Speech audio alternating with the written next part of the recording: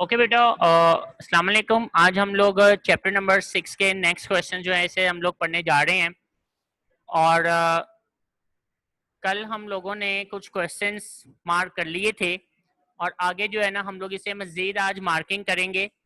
तो फिलहाल उम्मीद करता हूँ कि आप लोगों ने जो रिमेनिंग क्वेश्चन जो हम लोगों ने पढ़ लिए थे, ठीक है, उसको अच्छी तरह से आपने लर्न कर लिया होगा। ठीक है, और एंड ऑफ द लेक्चर में वो कुछ क्वेश्चंस आपसे कर लूँगा। फिलहाल आप लोग ज़रा मार्किंग कर लें। सबसे पहले आप लोग बेसिकली मार्क करेंगे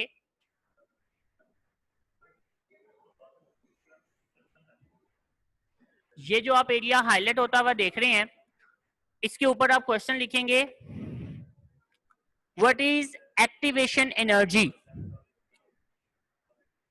आप क्वेश्चन लिखेंगे what is activation energy. Activation energy क्या है? आप क्वेश्चन लिखेंगे what is activation energy. Activation energy क्या है?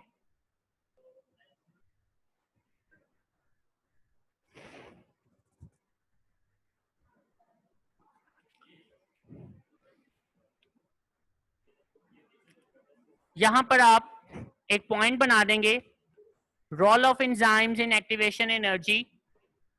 Role of enzymes in activation energy, एक पॉइंट बना लें यहां पर, role of enzymes in activation energy.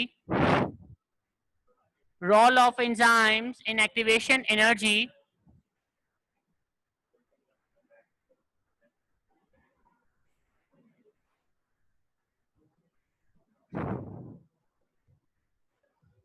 इसके ऊपर आप क्वेश्चन लिख लें। ये जो लाइन है बिल्कुल स्टार्टिंग पे, इससे पहले आप हाउ का वर्ड लिख लें, how enzymes lower activation energy, question mark. How enzymes lower activation energy, question mark.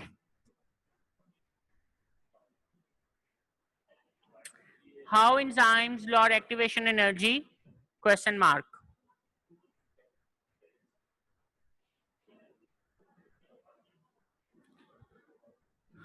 इसका आंसर आपको कैसे लिखना है ये मैं अभी आपको समझाते हुए बता देता हूं, बल्कि इसको कर लें। आपने सिंपल हेडिंग देनी है आंसर और इसमें लिखना है enzymes lower activation energy in several ways, और फिर आपने बुलेट्स बना लेनी है बेटा। फर्स्ट बुलेट आपकी ये बनेगी, they may alter the shape of substrate से लेकर फॉर दिस चेंज तक, फर्स्ट बुलेट। उसके बाद आपने सेकंड बुलेट बनानी है, ठीक है, some enzymes do so by disrupting the charge distribution on substrate. और लास्ट बुलेट यानी थर्ड बुलेट आपकी बनेगी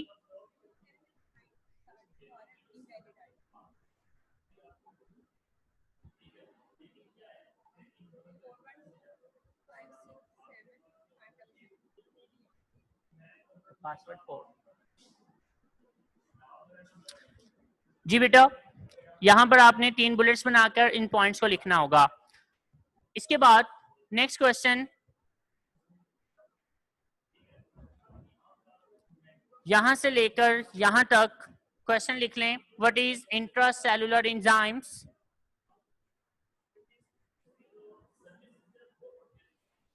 what are intracellular enzymes.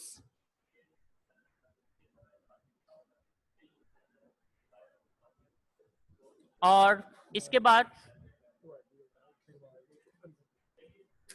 What is extracellular enzymes.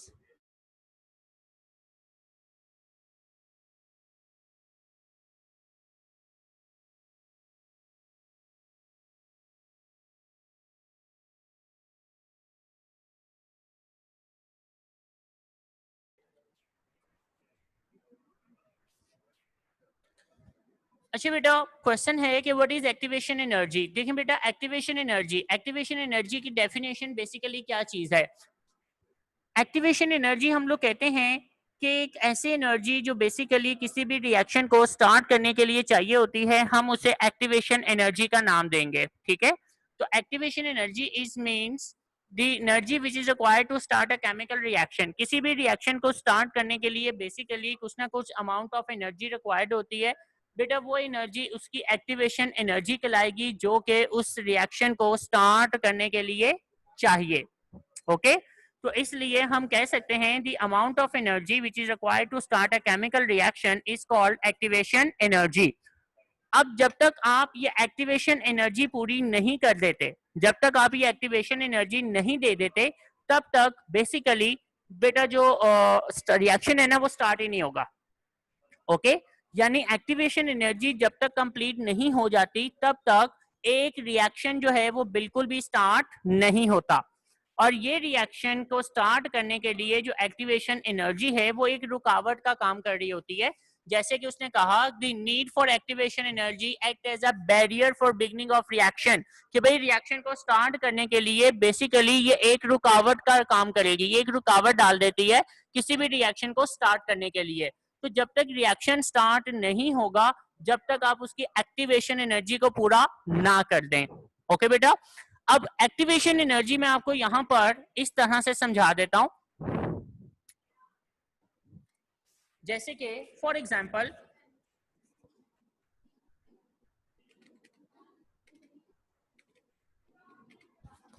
अब A प्लस B है,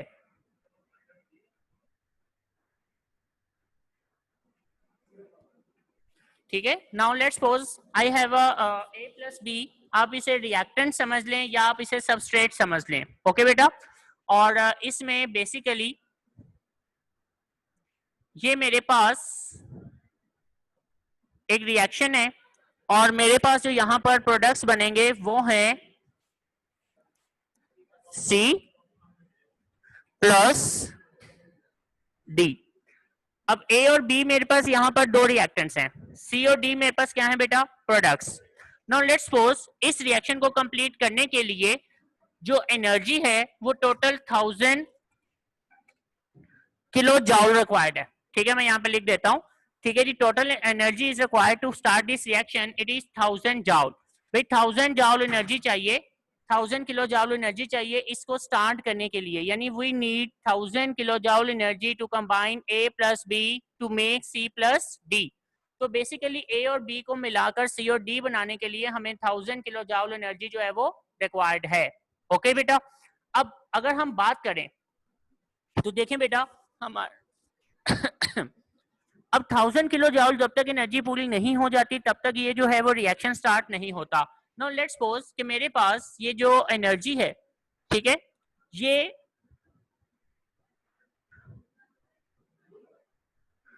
200 किलो जॉल पर हावर ये कंप्लीट हो रही है।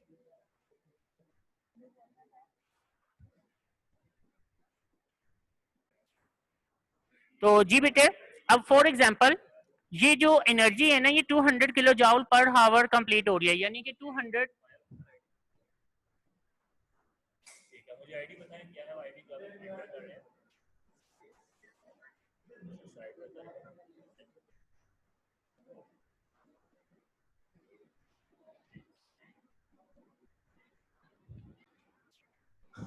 तो जी बेटा,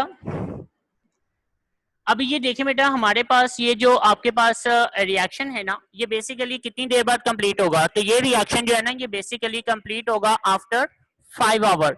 रीजन क्या है, रीजन ये है क्योंकि ये जो रिएक्शन है ये 5 आवर के बाद शुरू होगा। नाउ रीजन इज दैट कि 200 किलो जॉल पर आवर कंप्लीट हो रही है, तो बेसिकली जो इसके अंदर 1000 किलो जॉल एनर्जी है ये 5 आवर्स में कंप्लीट होगी। तो इसका मतलब कि ये रिएक्शन 5 आवर्स में कंप्लीट होगा, यानी A और B आपस में मिलकर C और D आपको 5 आवर्स के बाद प्रोवाइड करेंगे। ओके बेटा,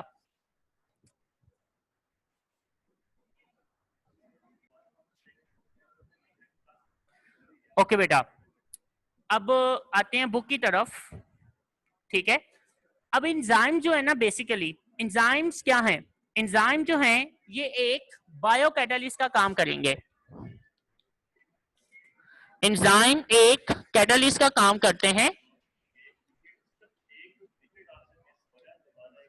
तो एंजाइम्स आर कॉल्ड कैटालिस्ट। ठीक है, एंजाइम्स एक कैटालिस्ट है। कैटालिस्ट का मतलब क्या होता है, कैटालिस्ट हम लोग कहते हैं बेसिकली जो एक रिएक्शन को स्पीड अप करेगा, जो एक रिएक्शन को स्पीड अप करेगा हम उसे कैटालिस्ट कहते हैं। ठीक है, तो एंजाइम एक बायो कैटालिस्ट है क्योंकि ये बॉडी में होने वाले तमाम रिएक्शंस को स्पीड अप करता है जिसकी वजह से हम इसे नाम देंगे कि ये एक कैटलिस्ट है।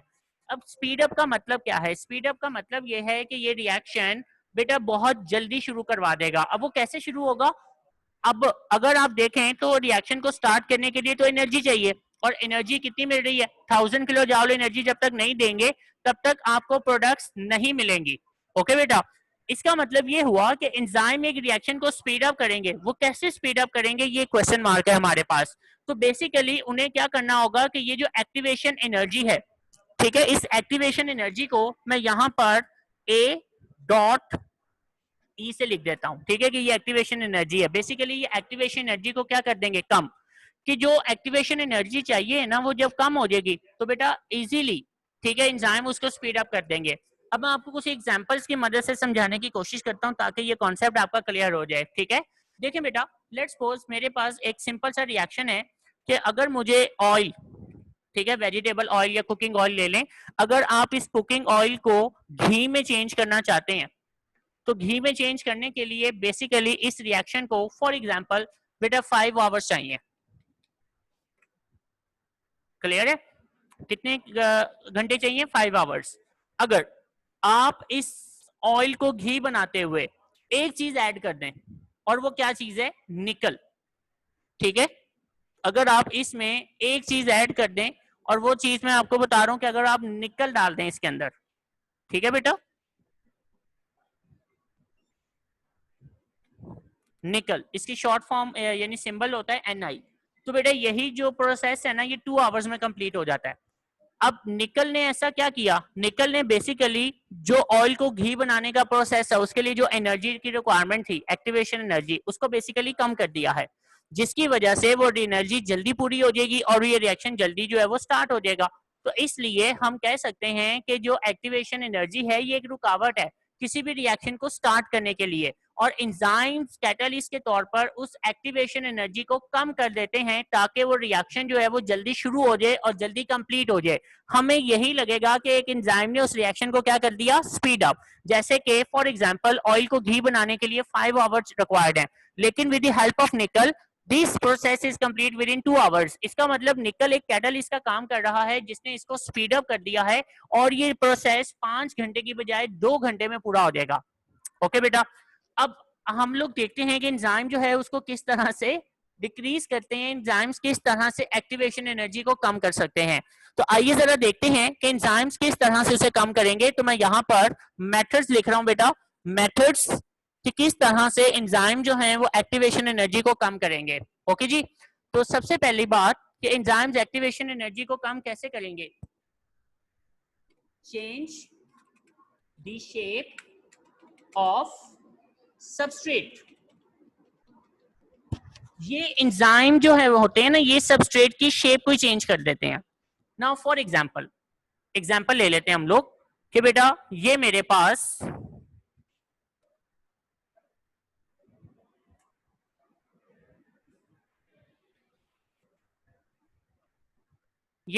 लेट्स सपोज अब रिएक्शन है।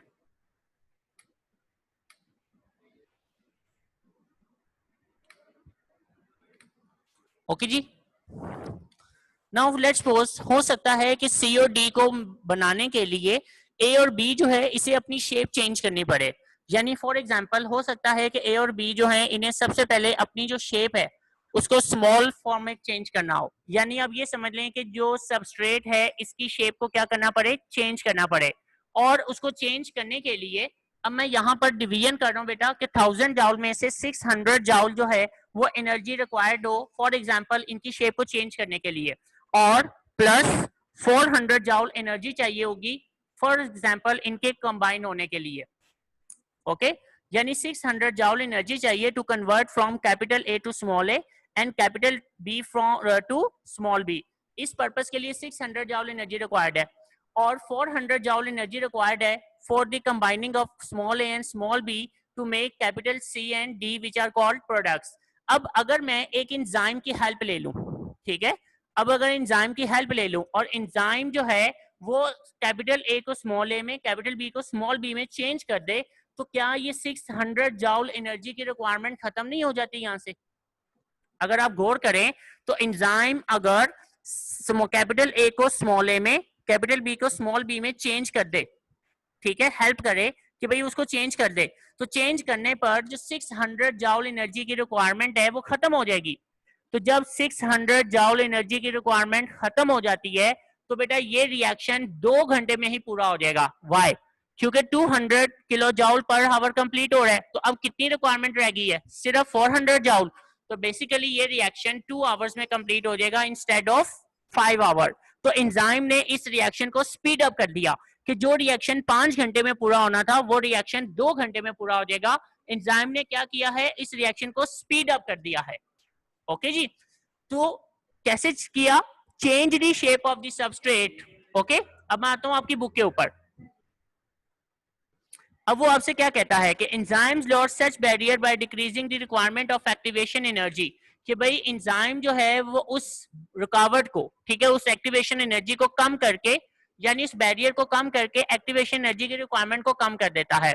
जैसे कि अब इसका पहला पॉइंट आप देखें कि they may alter the shape of substrate, कि हो सकता है कि ये सबस्ट्रेट की शेप को चेंज कर दे, and reduce the requirement of energy for this change, और उस चेंज के लिए जो एनर्जी की रिक्वायरमेंट थी उसको वो खत्म कर देगा। ओके बेटा, तो ये इसका पहला पॉइंट था। अब आते हैं दूसरे पॉइंट के ऊपर। नाउ लेट्स सपोज कि यहां पर बेसिकली ए और बी ने आपस में कंबाइन होना है, और ए और बी को कंबाइन होने के लिए इनके ऊपर आइंस आना जरूरी है, ठीक है। नाउ लेट्स सपोज ये मैंने इसके ऊपर जो है ना वो आइंस क्रिएट कर दी है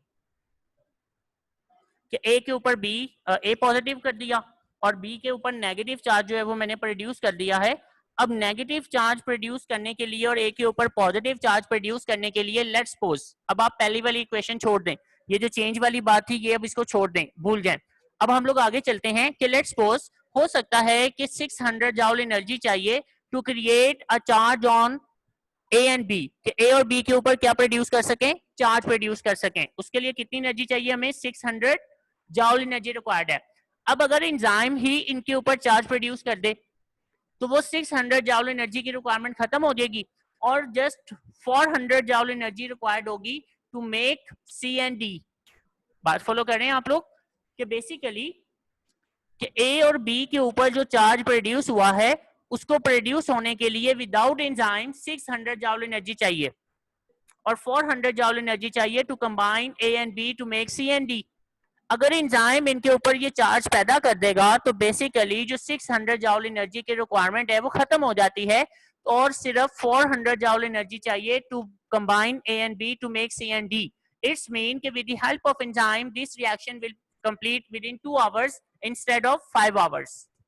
ओके बेटा, तो अगला पॉइंट अब आपसे वो यही कह रहा है बुक के ऊपर, तो देखते हैं बुक के ऊपर वो क्या कह रहा है कि some enzymes do so by disrupting the charge distribution on substrate, कि कुछ एंजाइम्स क्या करते हैं कि वो इनके ऊपर चार्ज पैदा कर देते हैं। ओके बेटा, अब इसका नेक्स्ट पॉइंट, एंजाइम्स में also loss activation energy by bringing substrate in correct orientation to react. जी बेटा जी, अब यहां तक अगर आप देखें तो आपके पास बेसिकली इसका थर्ड पॉइंट है ये, वो कहता है कि बाद दफा एंजाइम जो है इन्हें करेक्ट ओरिएंटेशन में लाना होता है सबस्ट्रेट को। अब करेक्ट ओरिएंटेशन का क्या मतलब है? देखिए बेटा, करेक्ट ओरिएंटेशन का यहाँ पर मतलब ये है कि जब एटम्स आपस में कंबाइन होते हैं तो they have to make a specific angle between them, कि एटम्स को कंबाइन होने के लिए बाद दफा एक सही एंगल्स में आना पड़ता है, एक सही वे में आना पड़ेगा, यानी एक सही ओरिएंटेशन में आना पड़ेगा। जब तक वो सही ओरिएंटेशन में नहीं आएंगे तब तक बॉन्डिंग नहीं होगी, तब तक वो जो मॉलिक्यूल है वो प्रोड्यूस नहीं होगा। तो इस वजह से एंजाइम्स क्या करता है कि वो सबस्ट्रेट को सही फॉर्म में ले आता है, सही ओरिएंटेशन में ले आता है। तो जब एंजाइम सही ओरिएंटेशन में ले आएगा तो